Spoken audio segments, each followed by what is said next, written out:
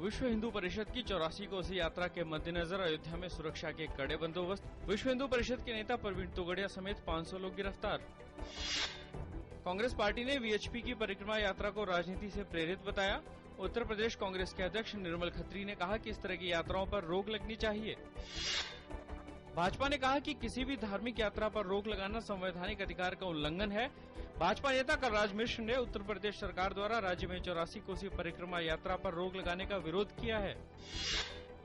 बाबरी मस्जिद action committee के नेता हासिम अंसारी ने विश्व हिंदू परिषद की कोसी यात्रा की निंदा करते हुए कहा कि केवल राजनीतिक स्वार्थ के लिए धर्म को इस्तेमाल करना गलत है। अयोध्या के हिंदू मुसलमान एक हैं और वो भाजपा की इस घिनौनी चाल को अच्छी तरह से समझते हैं।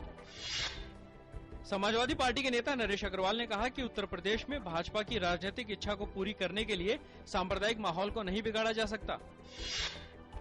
उत्तर प्रदेश के ADG law and order Arun Kumar ने बताया कि इस यात्रा के मद्देनजर सुरक्षा के पुख्ता बंदोबस्त किए गए हैं और नियमों का उल्लंघन करने वालों के खिलाफ कानूनी कार्रवाई की जाएगी।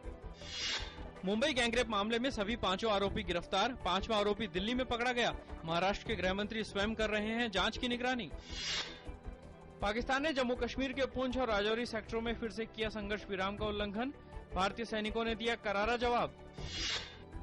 केंद्रीय पेट्रोलियम और प्राकृतिक गैस मंत्रालय ने विशाखापट्टनम में हिंदुस्तान पेट्रोलियम कॉर्पोरेशन लिमिटेड में हुए विस्फोट की उच्च स्तरीय जांच का आदेश दिया। पेट्रोलियम मंत्री वीरप्पा मोइली कल शाम विशाखापट्टनम पहुंचे और गंभीर रूप से घायलों की स्थिति के बारे में जानकारी हासिल की। उन्होंने उच्च स्तर के सुरक्षा उपायों को लागू करने को कहा। पुणे में सामाजिक कार्यकर्ता नरेंद्र दाभोलकर की हत्या के 4 दिन बाद महाराष्ट्र में काला जादू और अंधविश्वास विरोधी अध्यादेश को लागू किया गया। महाराष्ट्र के राज्यपाल के शंकर नारायणन ने अध्यादेश को मंजूरी प्रदान की।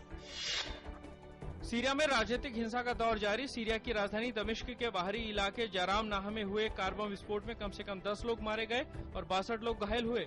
यह विस्फोट राजधानी के जराम नाह इलाके के अल-शियोफ स्क्वायर के पास हुआ। अमेरिका की राजधानी वॉशिंगटन डीसी में महान अश्वेत नेता मार्टिन लूथर किंग जूनियर के प्रसिद्ध नागरिक अधिकार मार्च की 50वीं वर्षगांठ के मौके पर आयोजित रैली में हजारों की संख्या में लोग शामिल हुए। अगले हफ्ते मुख्य आयोजन होने हैं, इसकी तैयारियां जोरों पर चल रही हैं। इस मौके पर वॉशिंगटन में शांति के प्रतिबिंब गांधी से किंग तक शीर्षक से एक संगीत कार्यक्रम का आयोजन भी किया जा रहा है। मिस्र में सुरक्षा बलों ने सिनाई प्रांत से गाजा पट्टी के बीच इस्तेमाल हो रही कई सुरंगों को नष्ट कर दिया। ये कार्रवाई सीमावर्ती इलाकों में किए गए हमले में 24 सैनिकों के मारे जाने के एक दिन बाद की गई। राष्ट्रपति मोहम्मद मुर्सी को सेना द्वारा सत्ता से हटाने के बाद से इस इलाके में सुरक्षा कर्मियों पर हमले में तेजी आई है।